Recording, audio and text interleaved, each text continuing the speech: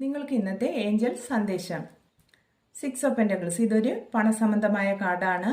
പണസംബന്ധമായ കാര്യങ്ങളിൽ ബാലൻസിങ് വേണമെന്ന് ഈ കാർഡിന്റെ എനർജി സൂചിപ്പിക്കുന്നുണ്ട്. അല്ലെങ്കിൽ നിങ്ങൾ ദാനം നൽകുക, അല്ലെങ്കിൽ നിങ്ങൾക്ക് ആരെങ്കിലും ഒരു പണസംബന്ധമായ ഒരു സഹായം ലഭിക്കും എന്നൊക്കെ ഈ കാർഡിന്റെ എനർജി പറയുന്നുണ്ട്. സെക്കൻഡ് കാർഡ് എന്ന് പറയുന്നത് സ്ട്രെങ്ത് എന്ന് പറയുന്ന കാർഡ് അക്ഷമ, ആത്മവിശ്വാസം, ഒരു ഉൾക്കരുത്ത്, ധൈര്യം എന്നതിനെയൊക്കെ സൂചിപ്പിക്കുന്ന കാർഡാണ്. 5 ഓഫ് കപ്സ് ഇതൊരു നിരാശയുടെ കാർഡാണ്, ഒരു നഷ്ടത്തിൻ്റെ കാർഡാണ്. അപ്പോൾ ഇന്നത്തെ ഒരു എനർജിയിൽ വരുന്നത് നിങ്ങളിൽ ആരെങ്കിലും ഒരു പക്ഷേ ഇതുപോലെ ഒരു വിഷമഘട്ടത്തിൽ കൂടെ കടന്നു പോകുന്നവരുണ്ടായിരിക്കാം, അല്ലെങ്കിൽ മുൻകാലങ്ങളിൽ നിങ്ങൾ കടന്നു പോയിട്ടുണ്ടാകാം. വളരെ സങ്കടകരമായ ഒരു സിറ്റുവേഷനിൽ കൂടി കടന്നു പോകുന്നവരാണ് എന്ന് ഈ കാർഡിൻ്റെ ഒരു എനർജി പറയുന്നുണ്ട്.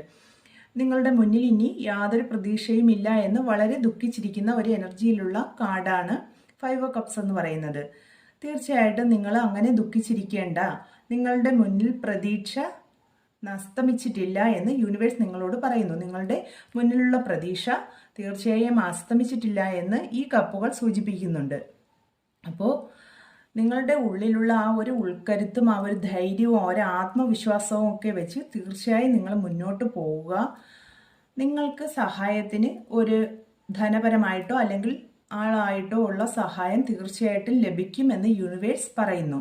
യൂണിവേഴ്സിൻ്റെ ബ്ലെസ്സിങ്സ്, ആ ഒരു സപ്പോർട്ട് തീർച്ചയായിട്ടും നിങ്ങൾക്കുണ്ടെന്ന് ഈ കാർഡ് പറയുന്നുണ്ട്. അപ്പോൾ ഇങ്ങനെ ഒരു സിറ്റുവേഷനിൽ നിൽക്കുന്നവർക്ക് തീർച്ചയായിട്ടും ഈ ഒരു സാഹചര്യം പെട്ടെന്ന് തന്നെ തരണം ചെയ്ത് മുന്നോട്ട് പോകാൻ കഴിയട്ടെ എന്ന് പ്രാർത്ഥിക്കുന്നു. എല്ലാവർക്കും റെസനേറ്റ് ആകണമെന്നില്ല. റെസനേറ്റ് ആകുന്നവർ എടുക്കുക.